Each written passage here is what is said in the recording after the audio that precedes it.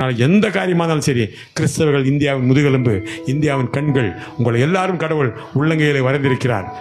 கடவுள் உள்ளங்கையில் வரைந்திருக்கிறாரா? ஏப்பா தம்மா தொண்டு கையே, இதில் 10 பேர் வரைஞ்சாலும் இடம் பத்தாது. ஊரில் உலகத்தில் 500 கோடி பேர் மேலே இருக்காங்க. இது எப்படியா புள்ளி புள்ளியாக வச்சோட 500 கோடி வைக்க முடியாது? கிண்டல் பண்ணான். நான் சொன்னேன், அப்படியா ராஜா, கரெக்ட் தான், நீ சொல்கிற பாயிண்ட் கரெக்டு.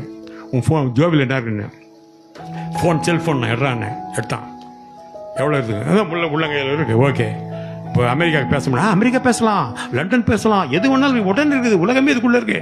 ஏண்டா, நீ கண்டுபிடிச்ச செல்ஃபோன்லேயே உலகம் இருக்கும்போது கர்த்தரை கண்டுபிடிச்சி அவருடைய உள்ளங்கையில் இந்த உலகம் இருக்காதாடா வைத்தியக்காரா அப்படின்னு திட்டினேன்.